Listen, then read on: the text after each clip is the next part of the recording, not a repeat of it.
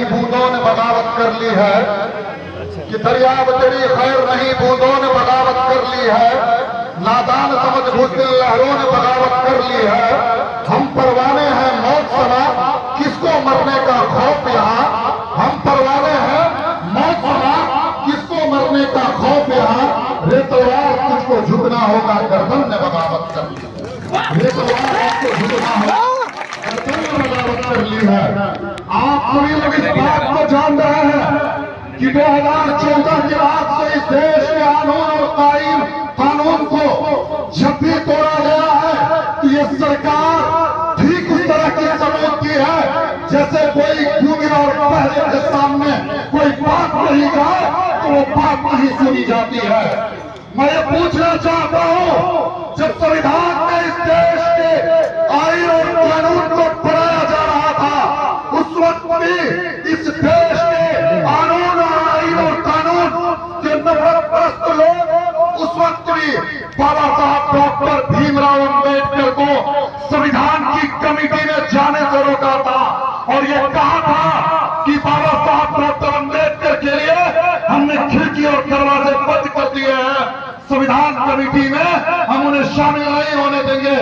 उस वक्त भी इस देश के मुसलमानों ने वेस्ट बंगाल की सीट से एक मुस्लिम सांसद ने इस्तीफा देकर के ये तय किया कि इस देश में जो संविधान लिखा जाएगा वो इस देश का दलित समाज का, अनुसूचित जाति जनजाति समाज के युवा को भेज करके इस देश में अधिकार लिखवाया गया। जब भी इस देश में बात आई है, इस देश में जब ज्योतिबा फूले पहला स्कूल खोलना चाहती थी तो उस वक्त शेख फातिमा ने अपनी जमीन दान की थी कि आप शिक्षा जगत में आकर के काम करिए। ये मुसलमानों का इतिहास है जिसे तुम झुटलाना चाहते हो। और आज इस वक्त से बता देना चाहते हैं हुकूमत को कि यदि कानून और इस देश का संविधान ये कहता है कि हेट स्पीच इस देश में राइट है, तो आपको मैं बताना चाहता हूं उसी संविधान के कानून ने यह हमें अधिकार दिया है, आर्टिकल 32 ने, कि आप अपनी बात को सड़क में आकर के कह सकते हो। जब सरकार में बैठे लोग होंगे और पैरे हो जाए तो सड़क आपके लिए आपकी आवाज बने। और 19 अक्टूबर को आप लोगों के जज्बे को सलाम करने के लिए, आप अपनी जिंदा तरी और इस देश में एक टाई को दिखाने के लिए आप सभी लोग 19 अक्टूबर को आइए, आपका स्वागत होगा। गुस्ताखे नबी की शान में जो शब्द बोले गए हैं हम बयां नहीं कर सकते हैं, हमारे दिल में जो दुख है उसे बयां नहीं कर सकते हैं। लेकिन आखिर में बस एक बात कहेंगे कि भाई मेरे, आज इतने बड़े मजमे को मेरी कोई हैसियत नहीं थी बोलने की, लेकिन अगर मुझे मौका दिया गया इन उलमाओं के बीच में तो शुक्रिया अदा करता हूं।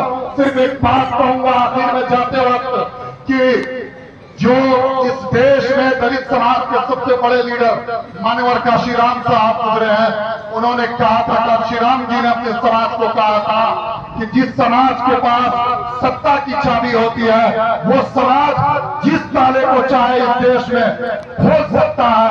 आपको जरूरत अगर किसी चीज की है तो वो सत्ता की जरूरत है। आप अपने हाथों में सारी चाबियों को लीजिए, एक दिन इस देश में सारे कानून बदले जाएंगे।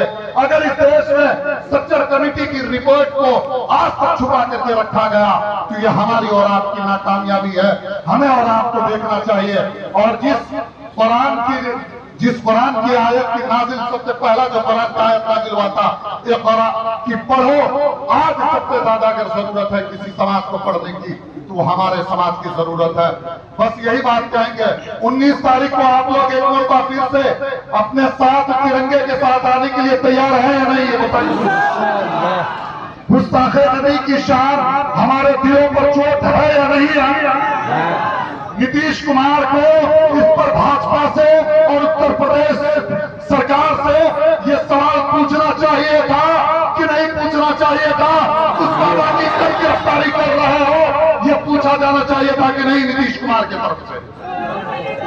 जब सेकुलर की बात करते हैं तो सेकुलरिज्म जबान से नहीं होना चाहिए, आपके निभाने में भी सेकुलरिज्म आना चाहिए। सेकुलरिज्म सिर्फ जबान पर मत लाइए, सेकुलरिज्म को निभाइए।